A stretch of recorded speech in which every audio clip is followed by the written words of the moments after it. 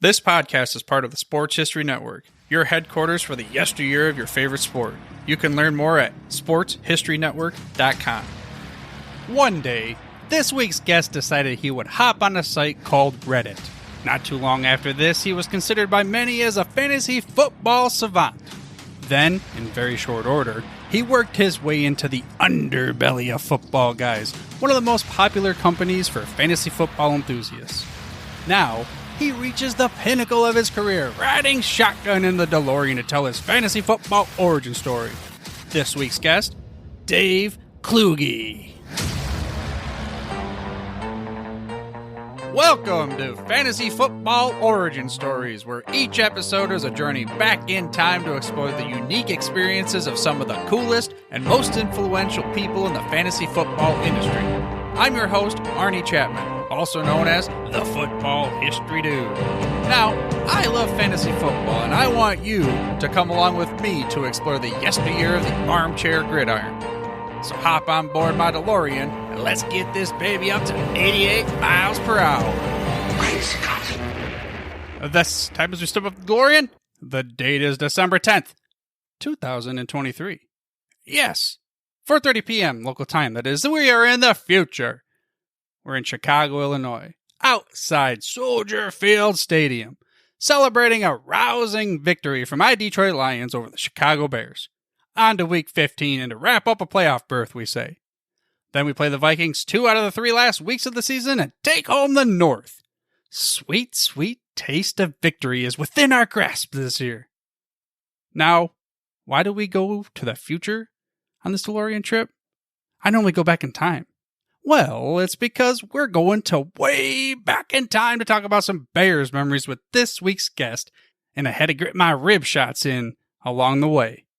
Speaking of this week's guest, we have Dave Kluge from Football Guys here to share his fantasy football origin story with you. One that, by his own admission, has seen hockey stick growth, and he is certainly very grateful for it.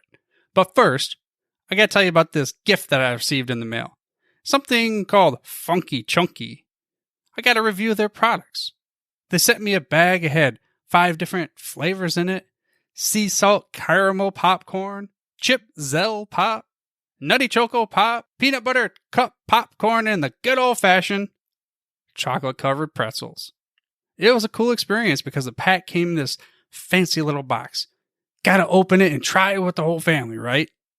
Including a couple of our little nephews that were over. The pretzels were the biggest hit, but the chip Zell pop was unique.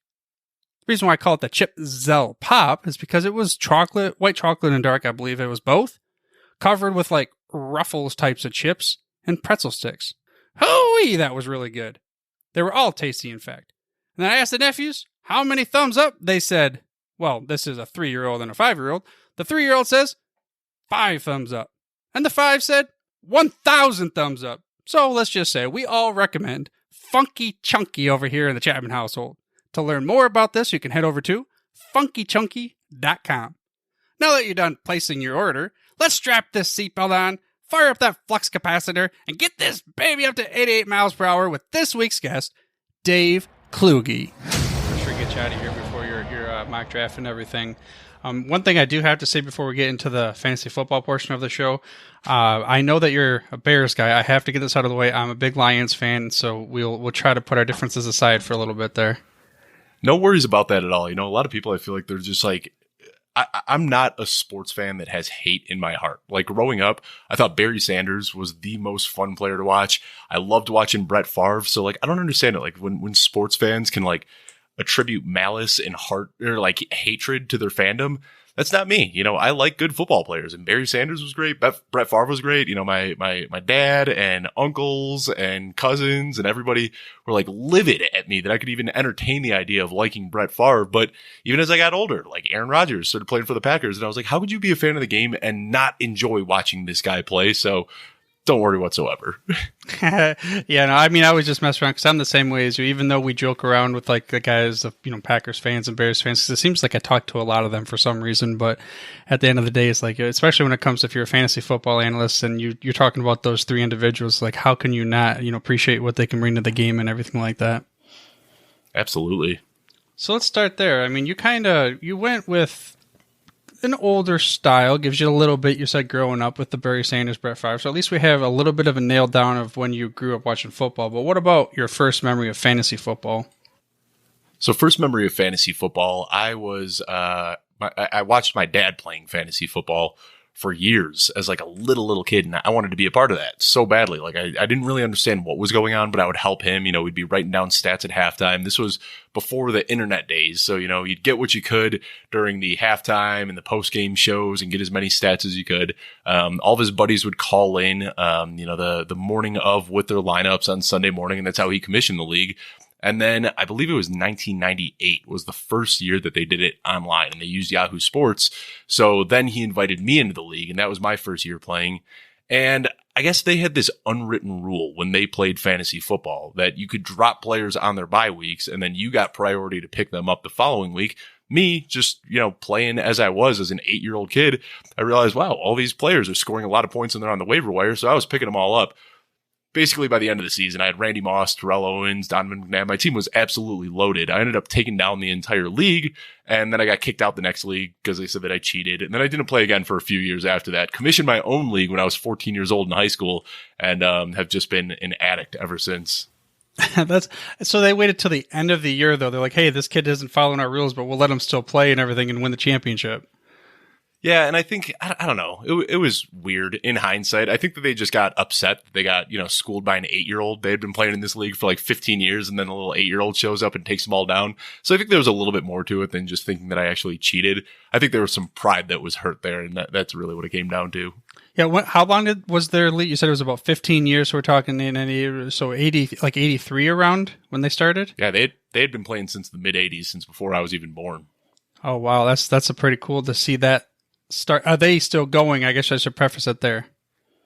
So I guess the league still exists, but my dad is no longer a part of it. My grandpa was actually a part of it, though, and he just passed away last year. So I went back to Chicago for that funeral, and the entire fantasy football league showed up for my grandpa's funeral, and it's kept them together. That's been going over 30 something years now. At this point, my dad's no longer in it, but some of the other guys still were, and one of his best friends, I sat down with him and we talked for about 15 minutes, and they co-managed this league for, it got to the point where they just couldn't put their full time and energy into it. So they had co-managed the league for the last decade or so. And it was fun getting to tell some fantasy football tales back and forth with his old co-manager. Yeah, it is neat, especially because it was going for so long, and like they have like the whole team come back, or the whole league, I should say, come back. And wow, I mean, sorry to hear about your loss, but the camaraderie that whole 30-year league brought to us is pretty cool to see. And if you want to know like how deeply ingrained football is into my family, my grandpa was buried in a Bears jersey. Like at his funeral, buried in a Bears jersey, and in his final will and testament, he wanted everybody that showed up to the funeral to be in Bears gear. So, I traveled back for the funeral with, a dark suit and a dark tie, expecting to wear that to the funeral. And then my mom said, "Oh, you didn't bring Bears gear?" That's what grandpa wanted to wear. So I had to run to the store and buy a Bears t-shirt so I could wear it to my grandpa's funeral. Wow, I mean, at least you was going back home to Chicago. It wasn't like it was in some random city that doesn't carry it and everything. Exactly. It was funny, though, just seeing people nonstop all day, and this was out of season, but just seeing people come in their Bears gear nonstop all day was fun. Well, considering that you've now gotten to the point, well, you're not of like superstar fame or whatever you want to call it, but did any of those guys like recognize you? Do they follow you at all? They had kind of, my mom, she doesn't really understand what I'm doing, but she likes to tell everybody that, I'm making it in football, in the football industry now. So of course, a lot of people had questions, but only a small handful actually like had heard of football guys and knew what I was doing. That's always kind of a tough bridge to explain to an older generation that has never played fantasy football before. I try to explain to them what my job is, what my career is, what I do, and they just kind of smile and nod and, "Oh yeah, well, good thing you're happy, Dave." Actually, that's something that thanks. Okay, I checked off one of those questions that I already was going to ask you about. Like, what do you say when people ask you what you do? And because Matthew Berry and I talked about that a little bit of like, when did it go from being just what a bunch of nerds that are playing this game to now it's like, oh, hey, he's like a celebrity, that kind of thing. Instead of what do you do, as opposed to can I get some advice kind of thing. Hey, sorry about that, folks. We had a little technical difficulty with our recording software, so we swapped out our mic'd up helmets and got back into the action. A little repeat here, but good additional context, so I left it in. Thanks for your patience, and I hope you enjoyed that commercial break. No worries on my end, dude. I mean, like I said, as long as we get you out of here in time to go whoop on that mock draft, that's all that matters. So we are recording again, and we kind of were at the part where we're talking about, like, hey, if you were at, let's say, maybe a wedding, and you tell somebody what you do, and somebody that might know what fantasy football is versus maybe somebody else, you can kind of maybe somehow start there. Yeah, so like if I'm talking to somebody who's around my age, guy that I know is probably into fantasy sports, they get all gung-ho about it. I mean, I can't tell you how many times I've been at like weddings and I tell somebody that I'm a fantasy football analyst, and 9 times out of 10, they whip their phone out of their pocket and, oh, look at this dynasty trade that I just made. What do you think about this? Am I paying too much for Garrett Wilson? So there's some people that get like super amped up and excited about it. But for the most part, if there's especially a generational gap, I usually just tell people I'm a writer. They don't ask too many questions then. I just say, yeah, I'm a writer. I mean, that's what I like to do at, my heart and soul. Podcasting and YouTube shows and all that are a great way to promote my stuff. But at the end of the day, writing is my passion. And that's kind of what I consider myself to be first and foremost. That's something we're going to get into, like more of the fantasy football side itself. But you said, okay, writing's my passion and everything. Like nobody at this juncture went into school saying, when I'm growing up, I'm going to be a fantasy football guy, at our age, but then we kind of fell into it. What did you think you were going to be when you grew up? I thought I was going to be a lawyer. I mean, we're talking like a little kid. That's what I wanted to be more than anything, was a lawyer. I could just, talk anybody's ear off. I love to argue. It just seemed like that was going to be my passion. And then when I got into school, I realized that was just a little more work and financial investment that I wanted to do. And I got into sales, and that was something that I never really had a plan for, but I got into sales and turned out I was pretty good at it. So about halfway through college, I ended up dropping out because I was making great money in sales. And, I was, by the time I was 22 years old, I was overseeing a bunch of different locations for the spot that I was working at in downtown Chicago. I was managing a team of almost 100 people. And it was something that just came naturally to me, was working in sales and managing teams. And then that's when I started doing the fantasy football stuff on the side, just kind of for fun. That was a creative outlet for me. I journal every single day, and I've always done some fiction writing for fun, but fantasy football was a huge, just creative outlet for me. And I was doing that anonymously on Reddit. And then that's kind of how that all moved forward from there. One day, somebody from Fantasy Pros reached out because of some articles I had written on Reddit. They offered me a paid job. That was back in 2019. That was the first time that I got a job in the industry. And then from there, it just kind of grew. But yeah, growing up, I thought I'd be a lawyer. Never saw myself as a salesman. Never saw myself as a fantasy football analyst. But here we are.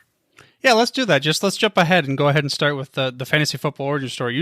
There's your linchpin moment. Okay, you got your, like you said, Reddit. Now take me from the days of Reddit and an outlet to now you're on the most premier fantasy football show you ever be on, Fantasy Football Origin Stories.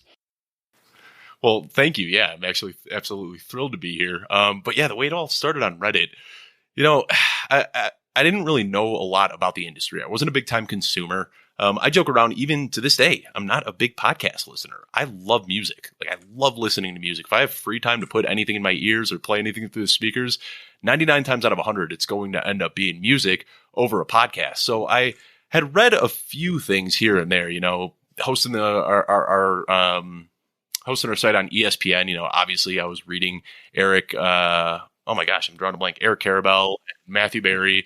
I was reading their stuff, and then, eventually found my way over to Fantasy Pros, and Mike Taglieri, I think, was the one that really ignited a fire under me and made me think, I can do this. This is a lot of fun. And I read his stuff religiously, and I kind of tried to mimic his style a little bit in my writing. Like I said, one day somebody from Fantasy Pros reached out and said, hey, you've got some pretty good stuff that you're writing here on Reddit. Would you be interested in working at Fantasy Pros? And I knew nothing about the industry. I didn't know the ins and outs. I didn't know anything. So when they asked me that, I just assumed that I was going to be the next Mike Taglieri, that I'd be writing articles, nonstop every single day, and that would be my full-time job. Well, I actually started doing game recaps for NBA, and I wasn't getting paid anything for that. And I did that for a few months, and then I got promoted to being able to write about injury updates. So when a player was injured and inactive for the game, I'd write a little blurb on that, and they started giving me 50 cents per blurb for that. And then eventually I made my way through the NBA ranks after covering the Pistons, the Suns, the Kings, the Bulls, and the Knicks. So I was covering 5 teams for an entire NBA season. Then they got me to do MLB coverage. Same thing, 50 cents per blurb. And I was covering the Rangers. I was covering, can't even remember the other teams because I wasn't a huge baseball fan at the time. But, I figured this is how I'm going to climb through the ranks. So I was working my knuckles to the bone, man, like 25 to 40 hours per week for over a year. And, the money wasn't there, but it was great experience. And it allowed me to rub elbows with Tags, who I've mentioned a few times now. We got to be pretty good friends over the years. I got some mentorship from Dan Harris and Kyle Yates and some of the other guys at Fantasy Pros. And everyone kept telling me there. They were like, if you're trying to make a brand for yourself, if you're trying to make a name for yourself, you need to get on Twitter. And I was so resistant to it. I wanted nothing to do with Twitter. I had Twitter back in the early 2000s and couldn't stand it. And everyone kept twisting my arm. And then it was finally my buddy Adam Koffler, who I was working with over at Fantasy Pros. And we were just the top contributors there. Month after month, you look at the leaderboard of who wrote the most news updates, and it was me and Adam Koffler sitting at the top. And he was the one that finally twisted my arm in December of 2019 to hop on Twitter. And I started tweeting into the abyss from there, linked up with some people that were starting some small up and coming websites, got to network and meet some people throughout the industry. I started working at the pregame HQ with Eldon Ryan. Then with Chase Vernon, we started Fantasy Intervention with Steffi Smalls and Cooter Doodle and Troy King and Jeff Bell, and just had a team of all-stars there during the, the early 2020, the quarantine time when everybody was cooped up at home by themselves. And then from there, I just kind of realized that I had a knack for Twitter, and I was just having a lot of fun on Twitter, and my following grew quickly. And then by 2021 is when I had linked up with Joe Bryant, and I got my website, or I got my job over at Football Guys, which when I was brought on, it wasn't a full-time job. It was very much so like I was doing at Fantasy Pros, pay per article and per show and things like that. And after a while, I just, found a niche there where there was something that needed to be helped with on the back end, and somehow turned it into a full-time job. And I've been there since 2021 now. That's pretty cool how it's been such a quick little shift. You know what I mean? Like you said, 2019 or whatever it was, I'm doing Reddit, and all of a sudden, boom, now you're, again, premier show. You've peaked. You might as well log out and go back home. But it's just a quick little transition to do something that you're very passionate about from the early days. I got to imagine, okay, so I see the Bears helmet behind you, and like at what point do you ever think, I don't know, maybe I should rephrase this question, but like you're back at home at the Thanksgiving table, whatever, and just rehashing stories with your dad from the old fantasy football days to now what you're doing? Yeah, it's wild. And I'll be the first to say it. I got unbelievably lucky, and I did make some of that luck myself. I worked hard, and I rubbed elbows with the right people, and I made sure my face was out there. My first year doing podcasts, from the time I did my first podcast until 1 year later, I was putting myself out there nonstop asking, hey, who needs a guest on their podcast? Who wants to talk football? I did over 500 podcasts in my first 365 days. You can do the math. I was averaging over a podcast a day. And that's just what I wanted to do, was get as much exposure and as much reps as possible. And that put me in a position that when the opportunity with Football Guys became available, I was ready for it. But I'll be the first to admit it. I did get lucky, and there are people out there that are better analysts than me and people that work harder than me that just haven't gotten that stroke of luck yet. And it makes me feel guilty sometimes in a way for having climbed as quickly as I did in the industry. But I'm just incredibly blessed to be where I am. And now I'm at the point throughout my career where I'm just trying to be a better analyst and trying to provide better insight and better analysis to the people that, are, that choose to follow me and listen to me. Yeah, speaking of listening to you and follow you, we talked about Football Guys. Let's make sure that you tell the listener of the show like what the podcast or YouTube channel, like where they can find you during the season and right now. So right now you're asking at a pretty weird time. Right now you can find all my stuff on the Launchpad, but what I would recommend doing is following Football Guys on Twitter, because next week got a pretty big announcement coming that I don't want to spill beans on the show too much, but we'll be doing something really, really fun for this 2023 season. Well, that's going to be cool, because by the time this episode releases, will already have launched it, except I do have this thing right here, which you grew up in an era where this thing's going to matter to you, this little DeLorean right here. That's part of the premise of the show. You get to go back in time. We get to go in the future, too, and we get to say all the great Scott stuff. So this is going to be maybe transitioning away from like the specific fantasy football, but I'm going to let you take that DeLorean.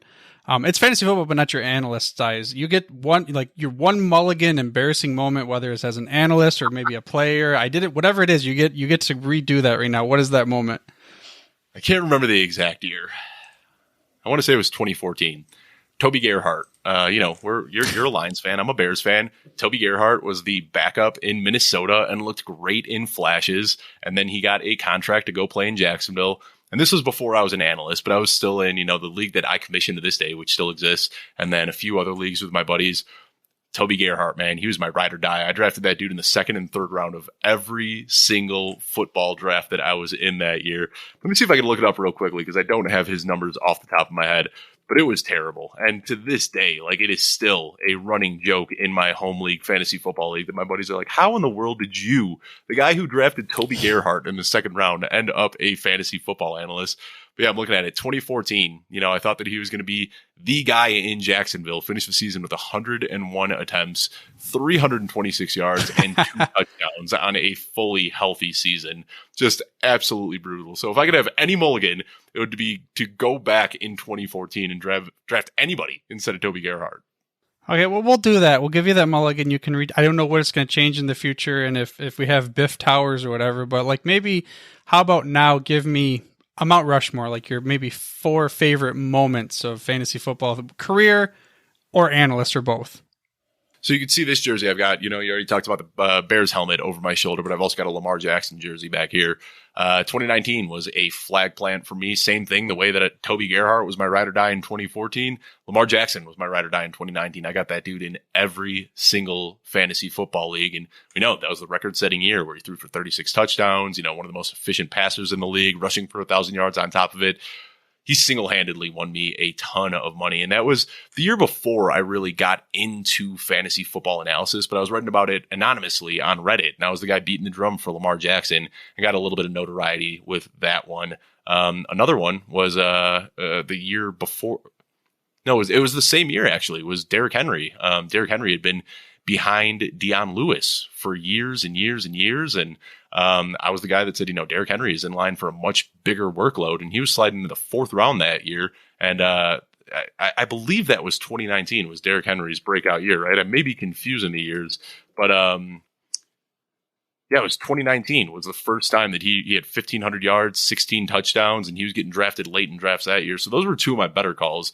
My first year, I'd say, as an analyst that I made a name for myself with a good call was Deebo Samuel going into the 2021 season.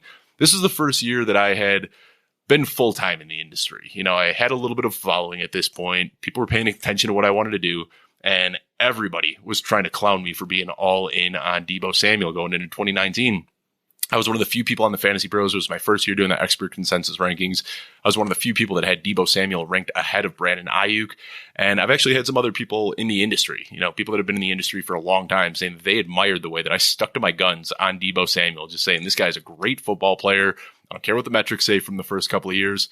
And I'd be lying if I said that I thought he was going to score 21 points per game that year. I mean, I was hoping that Deebo Samuel, you could draft him in the 8th or 9th round and plug him in as your wide receiver too. I didn't expect him to be the number 3 scorer in fantasy football that year, but that was a fun one because I spent the entire offseason just taking bullets from every big name fantasy football analyst out there on my Deebo Samuel takes. And then week 1, he went out, I think it was 185 yards. He had a huge touchdown. Brandon Ayuk wasn't even on the field. And I got to take my first big time victory lap with some followers on Twitter. And I said, hey, I'm pretty sure all offseason people were telling me that Brandon Ayuk was the wide receiver 1 in San Francisco. And that was one of the first times that I got to kind of pat myself on the back as an analyst. So it kind of reminds me of when Kamara came out as a rookie. He was behind Peterson, Ingram, maybe somebody else even. He was either 3rd or 4th string. I just remember there was a preseason game sitting there watching the NFL replay where you could watch all the games super fast. And I just watched a punt return and I just wrote a note down. I said, this dude faster than everybody or something like that. And I ended up drafting him everywhere, all over the place. And yeah, so he's one of my ride or die. If I had to get a jersey like that, like Lamar Jackson, but okay. With Deebo, you said, yeah, I just watched the guy. He's a good football player. But what really specifically made you beat the drum for him and plant your flag on him that year?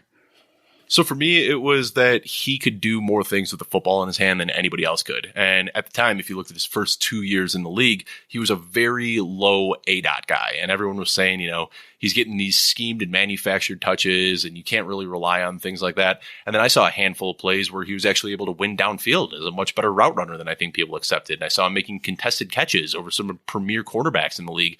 And I said, injuries have slowed him down and they haven't really had a quarterback that can help get him the ball deeper downfield. And I said, but this guy, he could just be a wide receiver one. Like, he's got that in his skill set. He is one of the best wide receivers out there.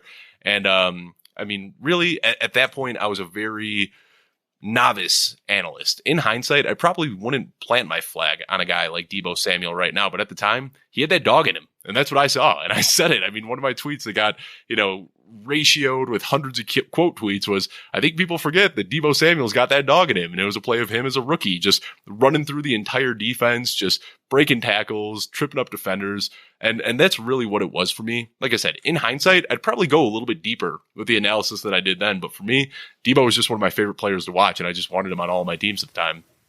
I mean, he is, you brought up how he's got the dog in him. He's just a perfect Dan Campbell guy. Like, if he would come to the Lions, he would fit so much into that culture. Him and George Kittle both when it comes to a lot of the players on the 49ers and everything. But about DeAndre Swift last year for Deebo Samuel, and that Lions team is going to the Super Bowl. Yeah. Well, let's not talk about, we'll talk about the upcoming year. We'll take the DeLorean back when we get to that point. Okay, so over at Football Guys, I mean, we kind of started to allude to it or whatever, but I don't know if you want to call it your specialty, your niche, or your superpower. Like, just in general, as a fantasy analyst, what would you say is your superpower? So I think for me, everything starts with writing. And I talked about that. That's kind of where my passion is. My passion comes from being a writer, and that's also where my analysis kind of starts. I've got my spreadsheets, and I look through all the data and everything, but it's hard for me to formulate thought out takes and opinions if I'm not doing it through writing. So a lot of the times you'll see me where I might be, in one day I'll tweet about Kyle Pitts 3 or 4 times.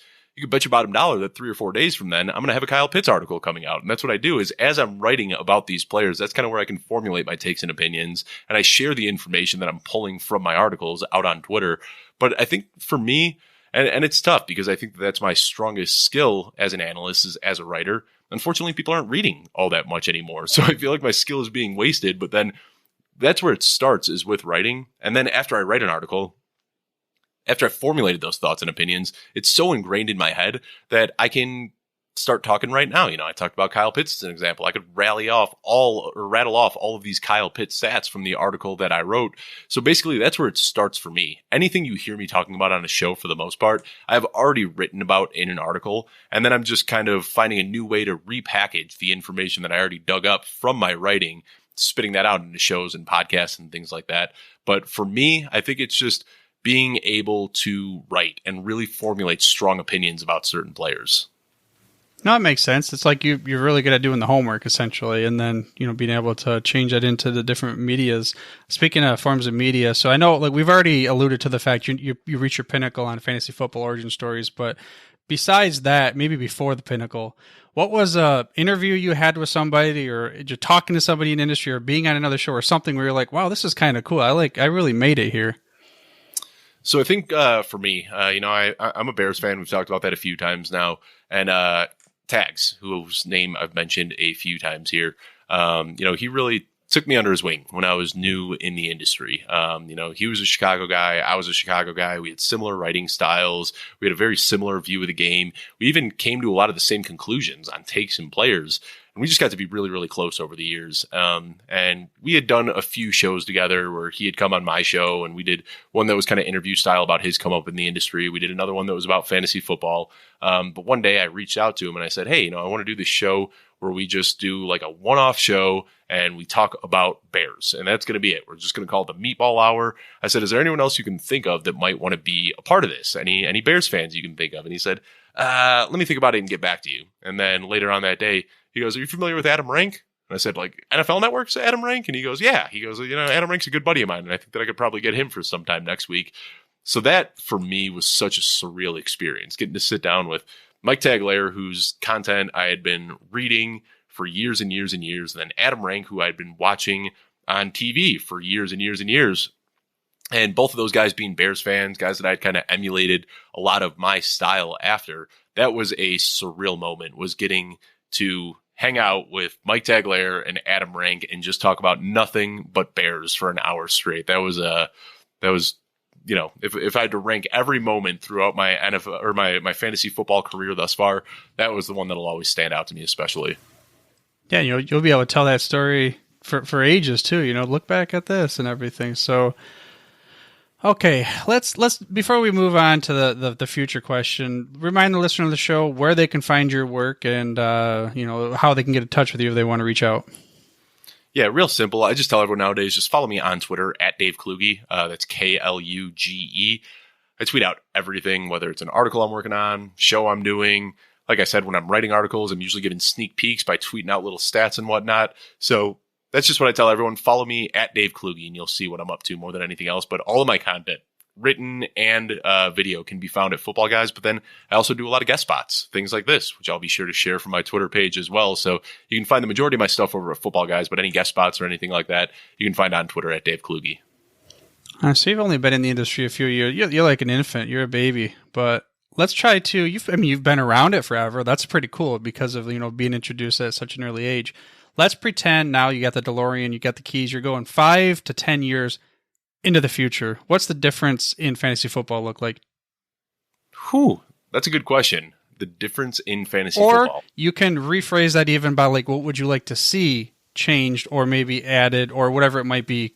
Technology not withstanding.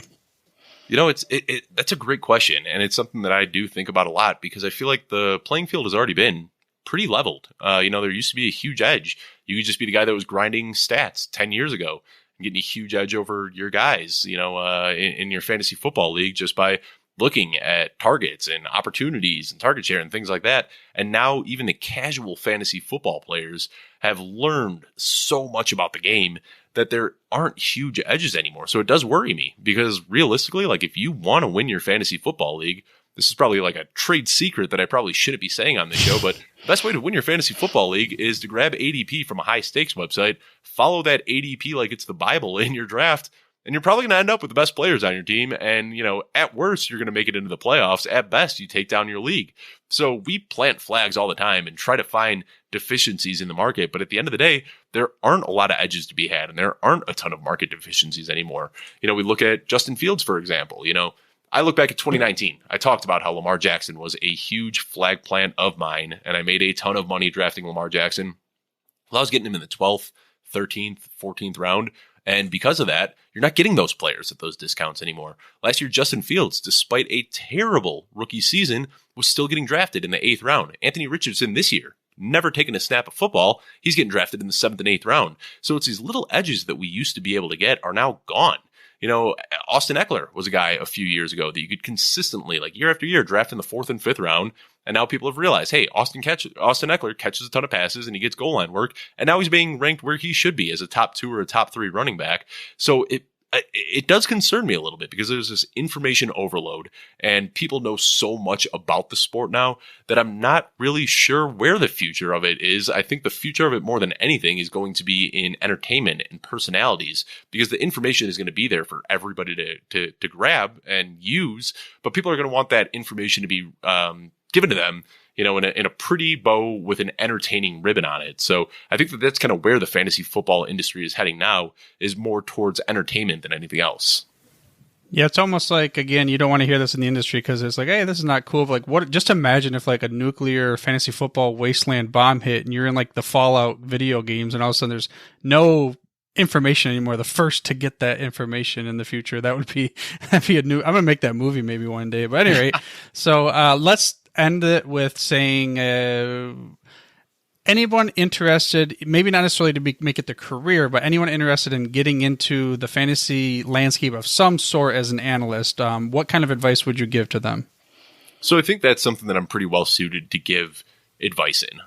We talked about it. I climbed quickly in this industry, almost too quickly sometimes, where, like I said, I feel a little guilty about it at times, but it's not like I did anything that hasn't been done before. There are, I don't even want to say they're unwritten rules because people tweet about them all the time and talk about them. You look at Scott Fish's banner photo on Twitter and it says in black and white print, be kind and be a good person. Or I'm sorry, work hard and be a good person. And that's really what it comes down to. Like I said, I did get lucky with my opportunity. I think I was right place, right time, met Joe Bryant while there was a big boom in the fantasy football industry during 2020. All of these factors played into me getting to where I am now. But at the end of the day, I worked my butt off. I networked and I met a ton of people and I tried to treat other people with respect. And I don't think people realize how often they just completely ruin their chances of ever getting an industry job because they are just so infatuated with taking shots at other content creators or trying to clown a bad take. And, Twitter is your resume. That's something Joe Bryan says all the time. And I've heard that from other decision makers at other hiring companies, that the first thing they do when somebody applies for a job is they go to their Twitter. And if you're scrolling through somebody's Twitter and all they're doing is making fun of other people or saying this take sucks or this guy's an idiot or why are you following this clown, guess what? You're not getting that job. I mean, it might sound bad, but that's just how it is. People want to work with good people. They want to work with people who respect their colleagues. And if you're able to show that on a public stage, you're going to make better opportunities for yourself. So work hard, be a good person, and when those opportunities do come around, you'll be ready to seize them. Hey, that was a perfect drop the mic moment. You pretty much, it's like almost like you had all that memorized. You've been saying it 58 times before. That was awesome. I mean, that one kind of came off the cuff a little bit, but you can tell it's really from the heart, though. Yeah, it's just a lot simpler than I think people realize. Obviously there's things that you can do to stand out. If you want to make a model that helps predict something, go ahead and do that. That's going to give you an opportunity to stand out. If you're really good at, making, video editing and you want to make some real fun, creative videos, there's so many things you can do to stand out. But at the end of the day, just work hard and be a good person and the rest will follow. There you go. Find a way to stand out. But at the end of the day, work hard, be a good person, and the rest will follow. And I hope you enjoyed this week's episode, and don't forget to give Dave some love. You can tag him and let him know you enjoyed the show over on Twitter at Dave Kluge, which is DaveKluge. But for now, dude, I'm through if you're through. Thank you for listening to this episode of Fantasy Football Origin Stories. To make sure you're the first to get the next episode, please make sure to mash that little subscribe or follow button on your podcast player of choice, then head over to the website for the show notes and more Fantasy Football Origin Stories. That's at fantasyfootballoriginstories.com. And remember, dudes, where we're going, we don't need roads.